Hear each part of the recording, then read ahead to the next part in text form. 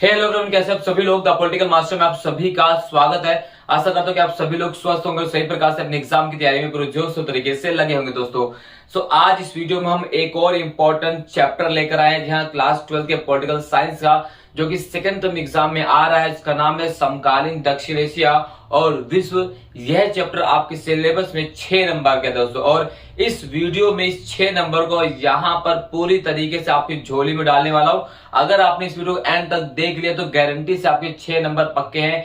एक भी नंबर इस चैप्टर से कटने वाला नहीं। तो बस आपको इस वीडियो को पूरा देखना है। जो भी टॉपिक हम करवाने वाले इस वीडियो में वो सब भी कंप्लीट कर लेना है, कुछ भी नहीं छोड़ना है, और परीक्षा में अपना 100% दिखाना है। और दोस्तों हमारा जो टारगेट है 40 आउट ऑफ 40 यानी 40 में 40 नंबर लाने का सेकेंड टर्म एग्जाम में, वो कंप्लीट हो जाएगा। डे 2 है आज, डे 1 हमने कल कर लिया है। अगर आपने पिछली दोनों वीडियो नहीं देखी डे 1 की तो आप जो है लिंक डिस्क्रिप्शन में वहां से अगर देख लीजिए। तो चलिए दोस्तों इस वीडियो की शुरुआत करते हैं और जानते हैं कि इस चैप्टर से कौन कौन से इंपॉर्टेंट टॉपिक है जो हमें करना है और कैसे कैसे क्वेश्चन पूछे जा सकते हैं। तो सबसे पहले दोस्तों जैसे आज चैप्टर का नाम ही है कि समकालीन दक्षिण एशिया, तो क्या है दक्षिण एशिया। तो दक्षिण एशिया की अगर हम बात करें दोस्तों, तो दक्षिण एशिया इन देशों का एक समूह है। जी हाँ, किन देशों का? भारत, पाकिस्तान, बांग्लादेश, भूटान, मालदीव, नेपाल, श्रीलंका, अफगानिस्तान, म्यांमार, इन सभी देशों के समूह को हम दक्षिण एशिया के नाम से जानते हैं। अगर दक्षिण एशिया की भौगोलिक स्थिति की बात करें तो दक्षिण एशिया की जो भौगोलिक स्थिति है दोस्तों, तो उत्तर में विशाल हिमालय पर्वतमाला है। जी हाँ, दक्षिण में अगर हम बात करें तो हिंद महासागर है, ठीक है। पश्चिम में अगर बात करें तो दोस्तों अरब सागर, ठीक है। और पूरब में अगर हम बात करें तो बे ऑफ बंगाल की खाड़ी है। ये जो है दोस्तों दक्षिण एशिया के भौगोलिक कह सकते हैं कि विस्तार प्रदान करते हैं, भौगोलिक विशेषता वाला देश प्रदान करते हैं, जहां से हम इसकी बात कर रहे हैं। अब दक्षिण एशिया के अगर देशों की बात करें दोस्तों, तो दक्षिण एशिया के जो देश है इसमें मतभेद और सहयोग दोनों रहा है। ऐसा नहीं कि हमेशा से मतभेद रहा है, ऐसा भी नहीं कि हमेशा सहयोग रहा है। हमेशा जो है जो दोस्तों जो चीजें लगातार नित्य नियमित बदलती रहती हैं। अब इसी चीजों को हम समझने वाले हैं कि दक्षिण एशिया में जो देश हैं इनके आपस में संबंध कैसे हैं, और इसी संबंध को लेकर ही आपके परीक्षा प्रश्न में जो है प्रश्न पूछे जाने वाले हैं। दोस्तों जो टॉपिक है वो कौन कौन से हैं, सभी टॉपिक हम क्लियर करने वाले हैं। आपको बस वीडियो पूरी देखनी है, राइट। तो देखो दक्षिण एशिया की स्थिति क्या है, तो हमने दक्षिण एशिया की स्थिति बता दी दोस्तों। दक्षिण एशिया क्या है? दक्षिण एशिया जो है उत्तर से लेकर दक्षिण तक, पूरब से लेकर पश्चिम तक फैला हुआ है। ये इसकी भौगोलिक स्थिति, हमने इसका वर्णन कर लिया। कौन कौन से देश दक्षिण एशिया में शामिल हैं वो भी हमने आपको बता दिया है कि दक्षिण एशिया में कौन कौन से देश शामिल हैं। दक्षिण एशिया देशों को संगठित रूप में इकट्ठा करने के लिए एक संगठन की भी स्थापना 1985 में की गई थी, 1985 में, 1985 में, जिसका नाम है सार्क। जी हाँ, सार्क यानी दशेश। इससे भी क्वेश्चन पूछा जाएगा, इसको भी हम करेंगे दशेश। और साप्ता, ठीक है, साप्ताह से भी क्वेश्चन पूछा जाएगा, तो ये भी हम करने वाले हैं। आपको कुछ नहीं करना, बस वीडियो को पूरा देखना है दोस्तों। हम सभी क्वेश्चन करेंगे, कैसे क्वेश्चन पूछा जा सकता है, कहां कहां से किस प्रकार से क्वेश्चन पूछे जाने की संभावना है। तो दक्षिण एशिया में लोकतंत्र और बात दक्षिण एशिया में लोकतंत्र और श्रीलंका के जातीय संघर्ष और दक्षिण एशियाई देशों के आपसी संबंध और सार। जैसे दोस्तों सबसे पहले अगर हम बात करेंगे तो हम बात करेंगे भारत और पाकिस्तान के आपसी संबंधों का। यह क्वेश्चन यहां से आता है कि भारत और पाकिस्तान के बीच सहयोग के क्या संबंध रहे हैं, भारत और पाकिस्तान के बीच ऐसे कौन से कारण हैं जिसको लेकर हमारे बीच मतभेद रहे हैं, ठीक है। भारत और पाकिस्तान को लेकर कौन से जो विवाद हैं जिसको लेकर हम अभी विभेद का कारण का सामना करना पड़ रहा है, ठीक है, ये हमें करना है। पाकिस्तान में लोकतंत्र की स्थापना ना होने के पीछे के प्रमुख कारण क्या रहा है, यहाँ की पाकिस्तान में अभी तक लोकतंत्र की स्थापना क्यों नहीं हो पाई है, इसके पीछे क्या कारण है, यहां से भी क्वेश्चन पूछा जा सकता है दोस्तों। सब करने वाले हम, ठीक है। बात कर रहे हैं भारत और बांग्लादेश की। अगर भारत और बांग्लादेश की बात करें तो भारत और बांग्लादेश के बीच संबंध कैसा रहा है, ठीक है। भारत और बांग्लादेश के बीच आपसी सहयोग किस मुद्दे पर है या आपसी मतभेद किस मुद्दे पर है, वहां से क्वेश्चन पूछा जा सकता है। भारत और बांग्लादेश के बीच नदी जल को लेकर क्या विवाद रहा है, सीमा को लेकर क्या विवाद रहा है, यहां से क्वेश्चन जो है पूछा जा सकता है। बांग्लादेश का उदय कैसे हुआ, यहाँ भी काफी इंपॉर्टेंट क्वेश्चन। जैसे आप सभी को पता है कि 1971 में जो है बांग्लादेश का उदय हुआ था, और जो है बांग्लादेश जब भारत का अगर हम बात करें, जब पाकिस्तान का भारत से विभाजन हुआ तो पाकिस्तान जो पूर्वी पाकिस्तान और पश्चिमी पाकिस्तान में बदल जाता है। उसी में जो पूर्वी पाकिस्तान था बाद में उसका नाम बदलकर 1971 में वो एक नया राष्ट्र बन जाता, उसका नाम क्या रख दिया था, बांग्लादेश रख दिया था। और बांग्लादेश में की स्थिति कैसे रही, वहां पर किस प्रकार का संबंध है, ये हमें देखना है, यहाँ से क्वेश्चन पूछा जाएगा। इसके लिए जो हमारे इंपॉर्टेंट चैप्टर वो है दोस्तों भारत और श्रीलंका। श्रीलंका और भारत के बीच आपसी सहयोग कैसे रहे, आपसी सहयोग के कौन से मुद्दे हैं, आपसी मतभेद के कौन से मुद्दे हैं, श्रीलंका में लोकतंत्र की स्थापना का क्या रहा है, या श्रीलंका में संघर्ष, जातीय संघर्ष, सिंहली और तमिलों के बीच जो संघर्ष रहा है उसके बीच क्या कारण है, आखिर ये संघर्ष क्यों रहा है। ठीक है, ये क्वेश्चन देखेंगे हम। नेपाल में किस प्रकार की शासन व्यवस्था है, नेपाल के साथ हमारे कैसे संबंध रहे हैं, नेपाल में किस प्रकार की शासन व्यवस्था है, लोकतंत्रात्मक शासन व्यवस्था है या राजतंत्रात्मक शासन व्यवस्था है। ठीक है, मालदीव में कैसी शासन व्यवस्था है, भूटान में किस प्रकार की शासन व्यवस्था है। ये सारे क्वेश्चन जो पूछे जाने वाले हैं दोस्तों आपके प्रश्न पत्र में। दोस्तों एक बार इसको आप उतार लीजिए, हम तुरंत ही आते हैं और बात करते हैं भारत और पाकिस्तान के बीच जो क्वेश्चन आपसे पूछे जाने वाले हैं।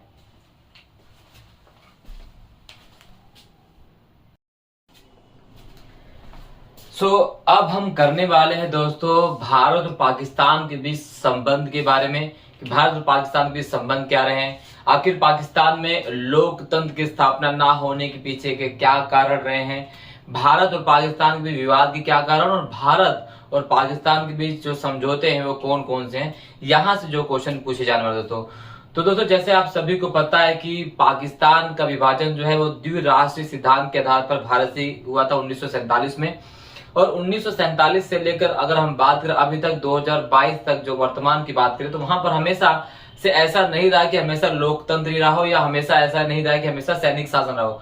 दोनों की खाना पूर्ति होती रहती है। कभी लोकतंत्र जो है सैनिक शासन हावी रहा है, कभी सैनिक शासन लोकतंत्र हावी रहा है, हमेशा उठापटक चलती रहती है। यानी कोई एक शासन व्यवस्था लंबे समय तक कायम नहीं रह पाई। या आप कह सकते हैं कि पाकिस्तान में सैनिक शासन लंबे समय तक कायम रहा है बट लोकतंत्र लंबे समय तक कायम नहीं रहा है। बट वर्तमान में पाकिस्तान में लोकतांत्रात्मक सरकार की स्थापना हुई है और वहां पर अभी भी लोकतांत्रात्मक सरकार है। तो बात करते आखिर पाकिस्तान में अभी तक लोकतंत्र को कायम करने में सफलता क्यों नहीं हो पाई है, इसके पीछे कई कारण यहाँ से जो है क्वेश्चन पूछा जाएगा दोस्तों। तो पाकिस्तान की अगर हम बात करें तो पाकिस्तान में लोकतंत्र सफल क्यों नहीं हुआ है, तो पाकिस्तान में लोकतंत्र के सफल ना होने के पीछे जो सबसे बड़ा कारण बताया जाता है दोस्तों, पाकिस्तान में सैनिक हस्तक्षेप। पाकिस्तान के अगर हम बात करें तो पाकिस्तान का जो ढांचा है दोस्तों वह उसके अनुसार वहां पर सैनिक शासन को पूरी तरह से वहां की सरकार पर हस्तक्षेप रहता है और समय समय पर सैनिक शासन ने लोकतांत्रात्मक सरकार को अपदस्थ करके वहां पर शासन की स्थापना की है।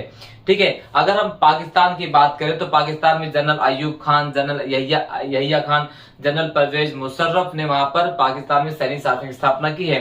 हालांकि बाद में अगर देखिए बेनजीर भुट्टो, ठीक है, नवाज शरीफ, इमरान खान आदि लोगों द्वारा जो है वहां पर लोकतांत्रिक सरकार की स्थापना की गई है। बट अधिकतर समय वहां पर पाकिस्तान में सैनिक शासन ही रहा है। तो सबसे पहला कारण वहां पर सैनिक हस्तक्षेप। दूसरा कारण पाकिस्तान में जो सैनिक शासन की स्थापना ना होने के पीछे, माफ कीजिएगा, लोकतांत्रात्मक सरकार की स्थापना ना होने के पीछे जो कारण रहा है वो है कट्टरतावाद, कट्टरवाद। पाकिस्तान के आवाम की अगर बात करें, जनता की बात करें, वहां पर धार्मिक कट्टरता का बोलबाला ज्यादा है। धर्म के आधार पर लोगों को बरगलाया जाता है, धार्मिक हस्तक्षेप की भावना बहुत कूट कूट कर भरी हुई लोगों के अंदर। तो ऐसे में कुछ धार्मिक लोगों के द्वारा वहां की जनता को बरगलाया जाता है कि लोकतंत्र सही नहीं है, सैनिक शासन अच्छा है। तो ये दूसरा कारण है। धर्म गुरुओं का हस्तक्षेप, जो मौलवी मुल्ला होते हैं उनके ज्यादा हस्तक्षेप पाकिस्तान में देखने को मिलता है। वहां उसके द्वारा जो फतवे जारी किया जाता है कि आपको अगर भारत से सुरक्षा प्राप्त करनी है, भारत से आगे बढ़ना है तो आपको लोकतंत्र नहीं सैनिक शासन पर ज्यादा भरोसा करना चाहिए। भूस्वामी, पाकिस्तान में देखेंगे कि वहां की राजनीतिक व्यवस्था में जो है ज्यादातर शासनिक व्यवस्था में ज्यादातर भूस्वामी वर्ग या किसी विशेष वर्ग का ही अधिकार रहता है। उसके आधार पर वहां पर शासन व्यवस्था चलाई जाती है, जो वहां पर लोकतंत्र की स्थापना ना होने पीछे एक प्रमुख कारण भी रहा है। भारत के साथ शत्रुता, पाकिस्तान के भारत के साथ शत्रुता को दिखाकर वहां के जो लोग हैं सैनिक शासन को ज्यादा तवज्जो देते हैं।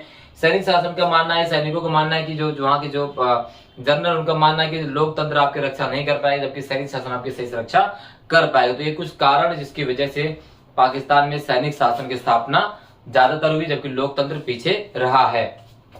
ठीक है, भारत और पाकिस्तान के बीच विवाद की अगर बात करें तो यहाँ से भी क्वेश्चन पूछा जा सकता है कि भारत और पाकिस्तान के बीच विवाद के कौन कौन से कारण हैं, वो प्रमुख कारण कौन से हैं जिसके बीच हमारे बीच विवाद रहा है। तो सबसे प्रमुख कारण माना था वह कश्मीर की समस्या।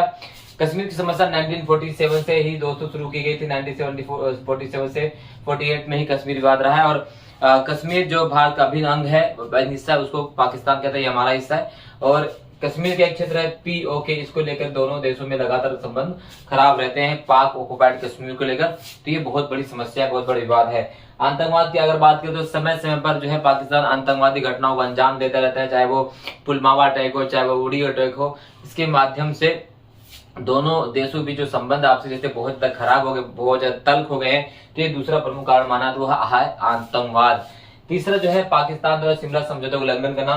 शिमला समझौता जो दोस्तों जो था 1971 के भारत पाकिस्तान वॉर के बाद 1972 में किया गया था। उस समझौते में यह तय किया गया था कि भारत और पाकिस्तान दोनों देश आपस में सीमा का जो है सम्मान करेंगे, एक दूसरे की सीमा को लांघेंगे नहीं, या एक दूसरे देश के खिलाफ किसी प्रकार के दुष्प्रचार नहीं करेंगे, बट इसके विरोध किया जाता है। इसके अगर हम बात करें दूसरा, उसके बाद देखिए तो सर क्रीक विवाद रहा। सर क्रीक विवाद भी भारत और पाकिस्तान के बीच एक प्रमुख कारण रहा है, जिसके माध्यम से हमारा विवाद लगातार बढ़ता चला आया। ठीक है, तो ये है। अब बात करते हैं सिंधु भारत और पाकिस्तान के बीच जो है कुछ समझौते हैं जिसके माध्यम से हमारे रिश्तों को सुधारा जा सकता था, बट ऐसा अभी संभव दिखाई नहीं देता वर्तमान परिदृश्य का ध्यान में रखकर अगर हम बात करें तो है सिंधु नदी जल समझौता, ताशकंद समझौता, शिमला समझौता और लाहौर बस यात्रा। ये कुछ प्रमुख कारण है या प्रमुख समझौते हैं जिसके माध्यम से हमारे संबंधों को सुधारने का प्रयास किया गया, बट अभी तक संबंध सुधरे नहीं है दोस्तों, क्योंकि पाकिस्तान लगातार बोलता कुछ और करता कुछ और है। उसके कथनी और करने में काफी अंतर दिखाई देता है। तो ये जो है दोस्तों पाकिस्तान से संबंधित क्वेश्चन है, ये आप इसको नोट डाउन कर लीजिए। अब हम बात करेंगे 2 मिनट के अंदर ही किसकी बात करेंगे, भारत और पाकिस्तान के बीच समझौतों को लेकर, या भारत और पाकिस्तान, भारत बांग्लादेश के बीच बात करें। ठीक है,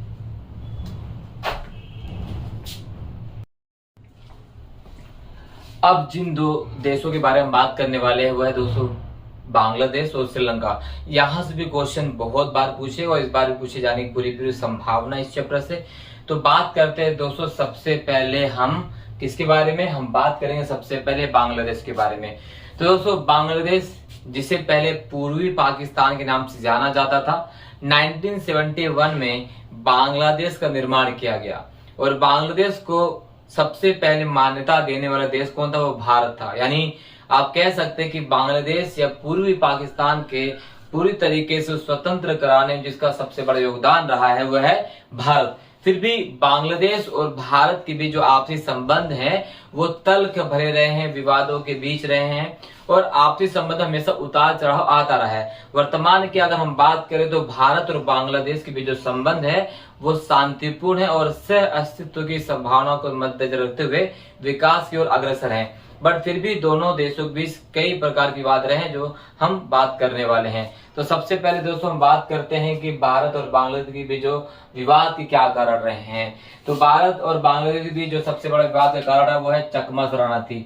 चकमा शरणार्थी अगर आप बात करें वर्तमान परिदृश्य से, जिस प्रकार CAA NRC का मुद्दा लगातार चलाया जा रहा और कहा जाता है कि तमाम जो राजनीतिक पार्टियां हैं वो वोट बैंक के आधार पर बांग्लादेशी चकमा शरणार्थियों को जो है वहां पर शरण देते हैं, रोहिंग्या को शरण देते हैं, इसके माध्यम से उनको नागरिकता प्रदान की जाती है। तो ये जो चकमा शरणार्थी की समस्या सबसे बड़ा और सबसे मुख्य विवाद का कारण भारत और बांग्लादेश के बीच रहा है। हालांकि 1971 से पहले जो भी बांग्लादेशी भारत में शरण लिए थे उनमें से अधिकतर जो बांग्लादेशी घुसपैठ के तौर पर हमारे यहाँ रहने लगे, और ये समस्या सबसे बड़ा कारण रहा है भारत और बांग्लादेश के बीच विवाद का। ठीक है, दूसरा है गंगा और ब्रह्मपुत्र नदी विवाद। तो गंगा और ब्रह्मपुत्र नदी का जो विवाद है ये एक बहुत बड़ा समस्या रही थी हमारे और बांग्लादेश के संबंध, हालांकि इस समस्या को अब सुलझा लिया गया है। ठीक है, तीसरा जो सबसे बड़ा कारण है वो भारत विरोधी कट्टरवाद को समर्थन। भारत हमेशा से बांग्लादेश के बीच से पर आरोप लगाता रहा है कि जो बांग्लादेश है वो भारत विरोधी गतिविधियों को अंजाम देने वाले लोगों को शरण देता है या उनको प्रोत्साहन करता है। वर्तमान की अगर हम बात करें तो इस समस्या को भी सुलझा लिया गया, बट फिर भी कहीं न कहीं समस्या भी बरकरार नजर आती है। तो ये भारत और बांग्लादेश के बीच विवाद के कुछ कारण रहे हैं। ठीक है, यहाँ से क्वेश्चन पूछा जाता है। अब हमारे और बांग्लादेश के बीच जो सकारात्मक संबंध वो क्या है, तो 1978 की बात करें तो 1971 की भारत और बांग्लादेश के बीच जो मैत्री संधि की गई थी 25 साल की, इस संधि से हमारे संबंध काफी ज्यादा सुधरे, क्योंकि आप सभी को पता है कि जब बांग्लादेश का निर्माण हुआ तो भारत ने इसके निर्माण में सबसे बड़ी भूमिका निभाई थी। आप यूं कह सकते हैं कि बांग्लादेश का निर्माण हमने ही किया था। दूसरा है 1977 का फरक्का जल समझौता। तो फरक्का जल समझौता भी दोनों देशों की जो नदी जल को लेकर विवाद था उसको पूरी तरह से समाप्त कर दिया गया है। 3 बीघा गलियारा का हस्तांतरण 1992 में किया गया, तो 3 बीघा जो गलियारा था उसको हस्तांतरण कर दिया गया। इसको लेकर भारत के पास जो बांग्लादेश की बस्तियां हैं हमने उनको बांग्लादेश को समर्पित कर दिया, और हमारी जो बस्तियां थी हमने वापस ले लिया। इसके अलावा अन्य समझौतों पर, अन्य स्थानों पर, अन्य संगठनों पर भारत और बांग्लादेश जो है एक दूसरे के सहयोगी रहे हैं। अगर हम बात करें तो यूनाइटेड नेशन ऑफ ऑर्गेनाइजेशन की बात करें तो उस मंच पर भी हमेशा बांग्लादेश भारत और भारत बांग्लादेश के सहयोग करता रहा है। वर्तमान के जो प्रधानमंत्री शेख हसीना उनका और भारत के प्रधानमंत्री नरेंद्र मोदी का जो दौरा है वो लगातार एक दूसरे से दूसरे देश में होता रहता है। द्विपक्षीय व्यापार हमारा मजबूत हुआ है। भारत और बांग्लादेश जो है साप्ता और सार्क के भी सहयोगी सदस्य हैं। ऐसे में हमारे संबंध अब लगातार सुधर रहे हैं वर्तमान सरकार के आधार पर अगर हम बात करें तो। ठीक है, तो यहाँ से जो क्वेश्चन पूछे जा सकते हैं भारत और बांग्लादेश के बीच। इसके अलावा एक क्वेश्चन और पूछा जा सकता है कि बांग्लादेश के निर्माण कैसे हुआ, यानी बांग्लादेश के निर्माण किस प्रकार हुआ, सारे कुछ हमने कर लिया। तो ये इस टॉपिक से आपके क्वेश्चन पूछे जाने वाले हैं। दूसरा जो सबसे इंपॉर्टेंट टॉपिक है इसमें वो है दोस्तों, क्या है, भारत और श्रीलंका। दोस्तों भारत और श्रीलंका से जो क्वेश्चन पूछा जाएगा वो सबसे पहला क्वेश्चन ये है कि भारत और श्रीलंका के बीच संबंध कैसे रहे। हालांकि अगर हम बात करें तो भारत और श्रीलंका के संबंध प्राचीन रूप से ही रहे हैं।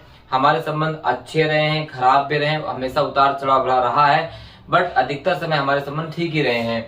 ठीक है, अगर हम बात करें तो भारत श्रीलंका में संघर्ष की बात करें, श्रीलंका में जो सबसे बड़ा संघर्ष देखने को आता है वो श्रीलंका का जातीय संघर्ष। श्रीलंका 1948 में दोस्तों आजाद होता है, उसी की बात से लेकर वहां पर जातीय संघर्ष अपने चरम सीमा पर है। श्रीलंका के हम जातीय संघर्ष की बात करें तो श्रीलंका में जो है जो वहाँ के मूल निवासी है दोस्तों वो सिंगली हैं, और तमिल वो लोग हैं जो ब्रिटिश शासनकाल के दौरान भारत से श्रीलंका लेकर गए तो वहीं पर होकर बसकर रह गए। तो इन दोनों के बीच श्रीलंका में जो जातीय संघर्ष लगातार चलता रहता है। श्रीलंका की सरकार सिंगली को वहां की राष्ट्रभाषा बना दिया, जबकि तमिल को द्वितीय दर्जे के नागरिकों जैसे व्यवहार किया जाता है। सिंगला यानी श्रीलंका की जो सरकार है वो अपने संविधान में कई बार परिवर्तन कर सिंगली को प्रमुखता दी गई और संविधान में संशोधन कर श्रीलंका के जो सिंगली निवासी उनको सरकारी नौकरी में आरक्षण दिया गया, उनके साथ अच्छा बर्ताव किया गया, जबकि तमिलों के साथ गैर सरकारी आप कह सकते हैं कि गैर नागरिकों जैसा व्यवहार किया जा रहा। तो यही समस्या श्रीलंका में सबसे बड़ी है जातीय संघर्ष लेकर। इसी जातीय संघर्ष लेकर श्रीलंका में लिप्टे जैसे संगठन की स्थापना होती है, जिसका नाम होता है LTTA यानी लिबरेशन टाइगर्स ऑफ तमिल। ठीक है, हालांकि 2009 में इस लिप्टे के जो प्रमुख थे प्रभाकरण उनको मार दिया गया। उसके बाद ये जो संबंध भी लिप्टे की समस्या भी समाप्त हो जाती है, क्योंकि इनका एक अलग मांग थे, एक अलग श्रीलंका की मांग थी जिसे तमिल के नाम से जाना जा रहा था। तो इसको लेकर मांग थी, तो यहाँ से भी क्वेश्चन पूछा जा सकता है। 1987 में भारत और श्रीलंका के बीच शांति समझौता हुआ। तो ये जो है हमारे संबंध के बारे में यहाँ से क्वेश्चन आपसे पूछा जा सकता है। अगर हम बात करें भारत श्रीलंका के विवाद, तो है तमिल समस्या सबसे बड़ी विवाद है, और दूसरा है कच्चा टीबी विवाद, ये भी बड़ी समस्या है। श्रीलंका और भारत के जो मछुआरे हैं वो हमेशा मछली पकड़ते समय कभी श्रीलंका की सीमा को पार कर भारतीय मछुआरे श्रीलंका में पहुंच जाते हैं, कभी श्रीलंका के मछुआरे श्रीलंका सीमा को पार कर भारतीय सीमा में प्रवेश कर जाते हैं। तो इन दोनों की समस्या में मछुआरों की समस्या भी बड़ा एक विवाद का कारण रहा है। हालांकि फिर भी कई चीजों में हमारे संबंध अच्छे रहे हैं, तमाम समस्याओं को सुलझा लिया गया, राइट। तो ये चीजें जो है दोस्तों, ये पूरा जो टॉपिक आपको कर लेना है, यहाँ से जो क्वेश्चन पूछा जाने वाला है मेरे दोस्तों।